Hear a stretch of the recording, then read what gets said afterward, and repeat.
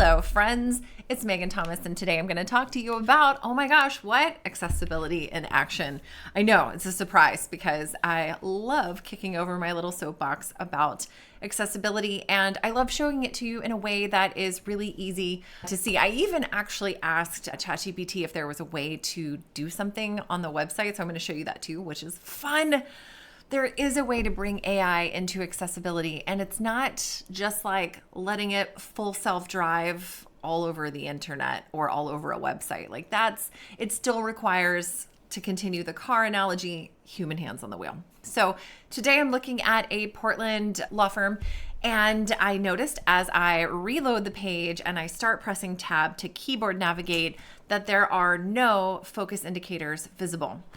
Now, I did, like, my microphone kind of gets in the way sometimes. I have to move it out of the way a little bit because I did notice that the very first thing that is brought to focus when you start tabbing is that little accessibility widget down there. If I click on this, oh, no, just kidding. If I click on that, you get to see all of me. That's not what I was trying to do. So, okay, this is the user way accessibility widget. All right, move, face. The user way level access accessibility widget. And what's super interesting about this, not to say that accessibility widgets don't have a place. I think there is a place for it. But I also know that sometimes maybe you just got sold an accessibility widget and you don't actually need it. So something that the accessibility widget is not doing for them, and again, I click on my face. Okay, that's super annoying. All right, so what are we looking for? Highlight links, contrast. So maybe highlight links is what I need here. Oh, cool. Except, yikes, that is the ugliest experience that we've had. So typically we wouldn't want an accessibility widget to change the visual styles of our website in a way that may negatively impact the brand perception, right? So it should always be enhancing and not overwhelming. What I wanted to point out was that none of these user way accessibility widgets actually impact something that is super important, which is the user being able to see where they are on the screen. I also wanted to share with you something else that if you are early in your career as a designer and you're getting to know accessibility, or you're a small business owner and don't know what you should be looking for accessibility, I got you.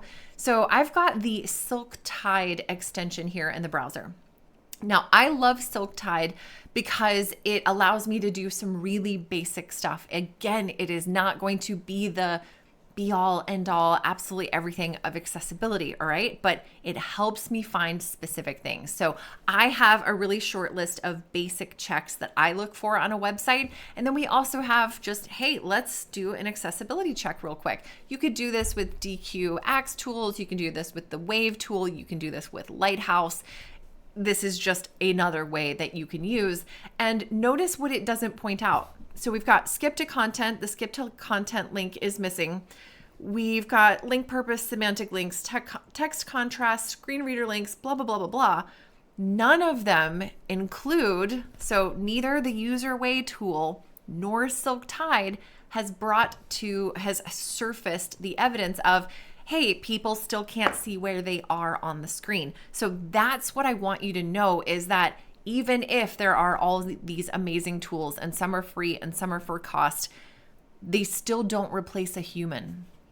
So I'm going to once again refresh the page so that it is fresh and new, and I start tabbing, and immediately we see the little user way widget get focused on here. And then I keep tabbing, and I think I'm on the contact. Okay, cool. So allegedly it should be targeting that contact us, but it doesn't show me. And here it should be targeting home up in the navigation here. Nothing.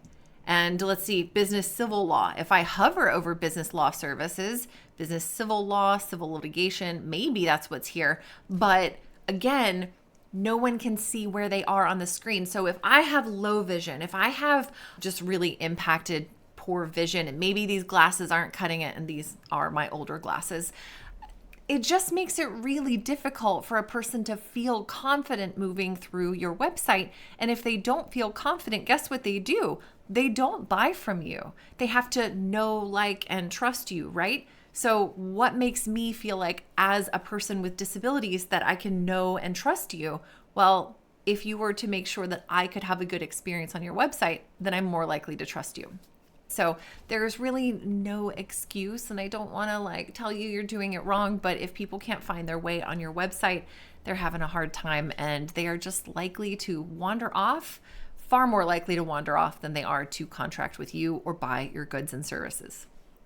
I hope this was helpful for you. I will see you here in a couple of days with some more accessibility in action, but thanks again for joining me.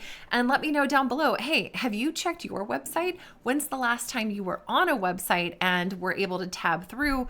Did you see the focus indicators? What's been your best, like the coolest looking focus indicator that you've seen?